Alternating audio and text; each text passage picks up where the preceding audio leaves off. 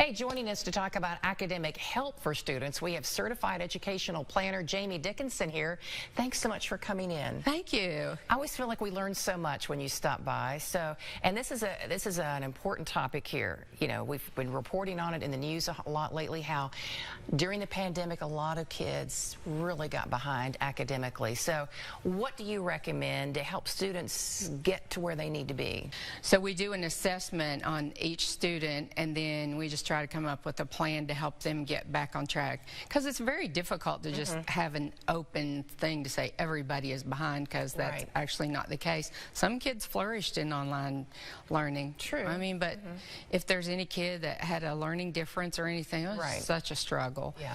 So I think during the summers are a great time to get caught up. I mean, you just need to find some help. There's a lot of programs online, or like people like me who actually do it like one-on-one. What we find is kids and parents are zoomed out. So we'll say, you want it online? No, they want to come in. Right. So what do you offer through the summer to help the ones who, because we're getting toward the end of the school year right now? We're open and we work all summer. We're actually really busy. I mean, a lot of it's because we do ACT and SAT prep during the summer. But we still tutor all summer, so that's usually what we do. We just do a catch-up. I mean, sometimes we'll do like math camps and Spanish camps and things like that, just to help the kids have fun and do it. But now, where everybody is so behind, we've just decided we'll just do, you know, math assessments and then try to help the kids get caught back up to grade level. How often should students be assessed to make sure they're grasping everything they should at their age level and grade level? So we really like if you've got a kid that's going into the 4th grade this summer, I would have a math assessment on them and make sure that they're up to grade level. I mean that's really the most important one. I mean, then you get to 8th grade where kids are starting to do pre-algebra and algebra and going into high school. That's also another good time. So middle school is a good time to do another check. So I'd say going into 4th grade, going into 8th grade, and then, you know, by the time they get into pre-cal trig in 11th grade, they're just okay. So the number one math that we tutor is pre-calculus. Oh my goodness. So it's tough everywhere. Yeah. And do you think this is because they're at that point where they're already starting to look at college and they need those scores to be up? Well, 80% of all college majors now require calculus. So, you know, if you have a senior, you know that 9 times out of 10 they're going to go straight into a calculus class.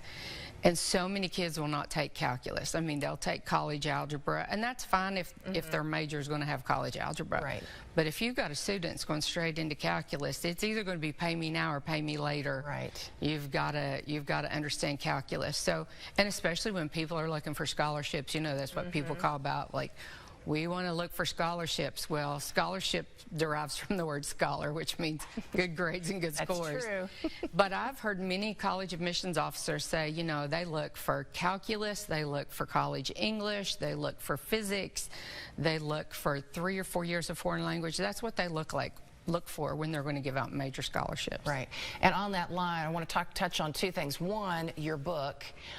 This is a great read for parents, for families, getting their kids ready for school. Where do we find Too Smart for the Ivy League? How to give your kids the best college education for the least amount of money. I know, it's on Amazon. You can get it on Amazon. It's really just my philosophy for, you know, from being an accountant for all those years and then transitioning over to being a college planner, but it's just such an emotionally charged topic for parents. It is. It's so stressful, overwhelming, and I love you've got a chapter in there, staying in college, because that's important too. Getting in and staying in are 2 different things. And keeping their scholarships. Yes, so important. Before we wrap up here, remind everybody how they can get in touch with you, because you offer so many services for all grade levels, all age levels. JamieDickinson.com. I'm located in Charleston, out on Quarter G. It's an easy access on and off, and we provide all of our services online too. So, you know, if you're not in Charleston, we can easily do online. We got electronic whiteboards and all that good stuff. So, yeah. The key is get that help sooner than later. Yes. Yes, because I have so many people that come senior year, and by the time you get to be senior year, it's just about like it's not much done. you can do. Yeah. Well, Jamie, thanks for what you do. You Thank and you. all the folks there that help the students getting them prepared. Thank you.